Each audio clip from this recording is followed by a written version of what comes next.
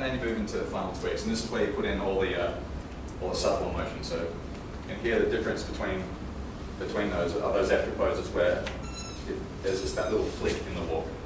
Like if you the difference in the arms is before it's moving like that, afterwards it's moving like that, and then there's only one extra pose in there, and it's this one here. So in the swing, and then as the top of the arm's coming back, the rest of it just kind of flicks a little bit.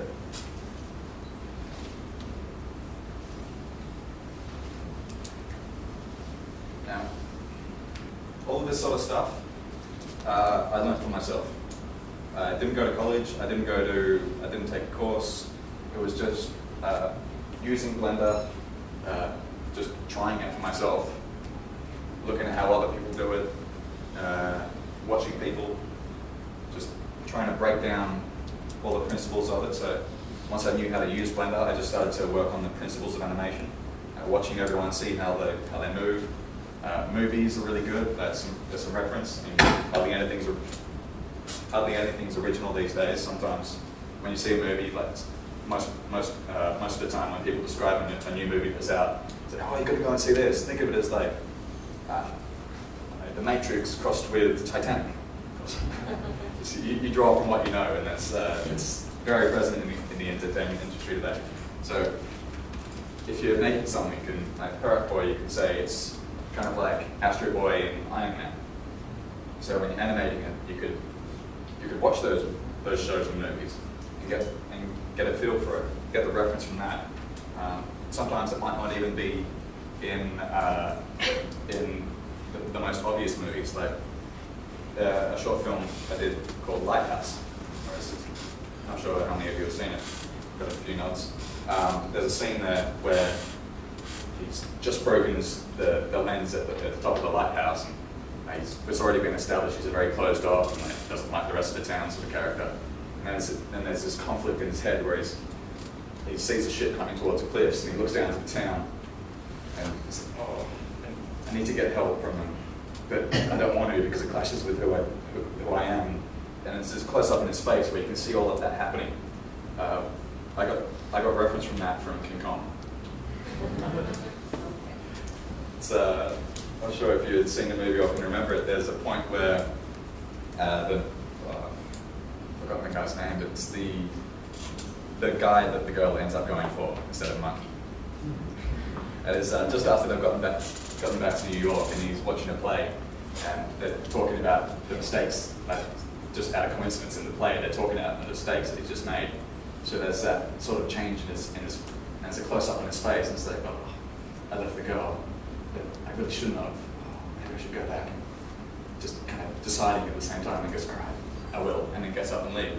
It's completely different context, but the change in emotions are there. It's fighting with the choice that he's made, and then realizing that he shouldn't have done it, and then getting up and doing it, and being all decisive about it. So reference can come from anywhere. So it's always good to keep your eye out on that one.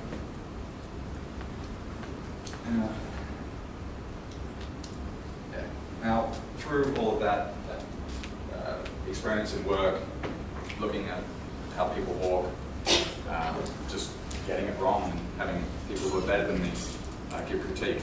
And that's another thing, you really have to have thick skin and allow people to just tear your work to shreds. Because if someone watches it and is polite and says, "Oh yeah, that's really good," and not telling you actually that bit's wrong, that bit's wrong, that bit's wrong, then you'll think that it's right and you won't change it.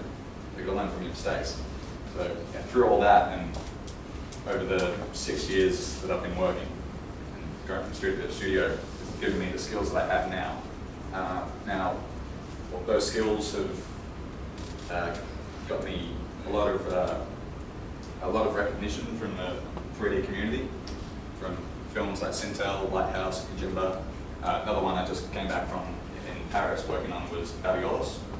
Not sure if there's been a pilot out for that, and then now in production, the animation for that finished at the end of September. And so yeah, just come back from that. I've been working in all parts of the world, like I just said, Paris, Amsterdam. I was working on Sintel. I'm going back again in February for Mango. I might see some of you there if in November you can start sending in your reels and get chosen. Yeah, and it's allowed me to be a part of brilliant work, like really fun sort of stuff. Like I enjoy my work. I really enjoy my work, and some of my friends just hate me for it because I'll come home from a really long day of work with a smile on my face. I'll be absolutely tired, but I'll have a smile on my face. Like, it's not fair. So yeah, I've achieved all of that just in my own means. And I'm only 23. So have anyone got any questions about animation style, Blender itself, Intel, something else and stuff?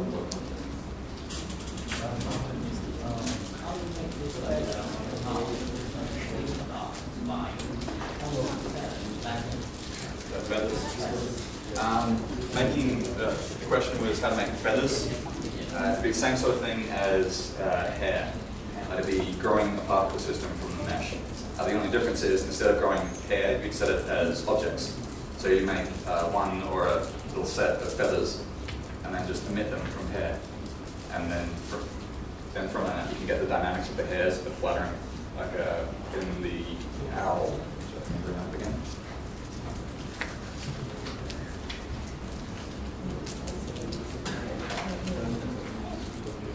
So in this one, actually goes, but yeah, it's all fur. But each of the wing feathers are all grown from hair.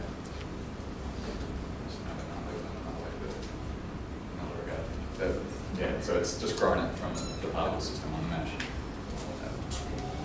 Any other questions about Blender, Intel? You mentioned that you didn't go for any training. Okay. Yes, so with a young person that might want to go into this profession, would you suggest they don't go for training at this? Or what would be your advice after your experience, and what should be the things that they do? Well, from my experience, there's no wrong way to do it. Yeah, this is just how I've done it. How you feel after. I've seen other people try and do it my way and haven't quite made it. I think it's when you pass your net. Every time you pass it, yeah, it makes sense. That one's on. The way I did it was straight out of high school. I just finished my final exam, and after a few days of celebrating when I did that, I went to a studio in Sydney and just asked for advice pretty much. And I wasn't looking for anything. I was expecting to be there for a couple of hours. The guy saw that I was enthusiastic, said, "Well, do you want to hang around for the rest of the day?" Because we've got a spare computer, we're not very busy, so we can kind of give you some tips and some hints. So I did. Then he asked if I wanted to come back the next day. I was there for about 2 months for that day, just working, just doing my own thing, getting tips from him. Eventually he started giving me little jobs, and then I had full-time, and I stayed at that studio for 4 years. So that's one way to do it. Just go in and try and be the work experience kid, and see if you can just not leave. The courses are very good as well, because it's only really been in the last 2 or 3 years that I've gotten this good at animation. Whereas in a course, you'll come out of it in half a year or a year at this level. But at the same time, depending on where you want to go, like I've seen guys come out of a course, join the studio, and then a few weeks later leave because I don't know. It's in courses. I've seen that you get taught how to do something very, very well, but then when you go to a production studio, and especially in a commercial studio, making like short commercials and little like tiny things where you don't have the time or the money to really crank up the quality level. You need to do things quickly and how to cut corners. And I've seen people come out of colleges and just pick that up straight away. Seen some of them come out and just kind of go, "Whoa, what, you want me to do 30 seconds in 3 days? It took me 6 months the last time." So yeah, it's really all depends on the person, whether they're motivated enough or how quickly they can start to understand the fundamentals. This is why today I was doing a talk on the fundamentals of animation instead of animating it in Blender itself, because it's more getting the understanding. It's kind of like thinking that between knowing how to communicate and knowing what language to speak. The communication is the fundamentals. The language is the program. If I jumped on 3D Max or Maya, it'd take me a good week or two to figure out what the correlation between everything is. A lot of people in the industry need a translator between programs. Animation is good because it's the most easily translatable, because most of it is fundamentals. All you've got to know is how to set keys, how to pose the character.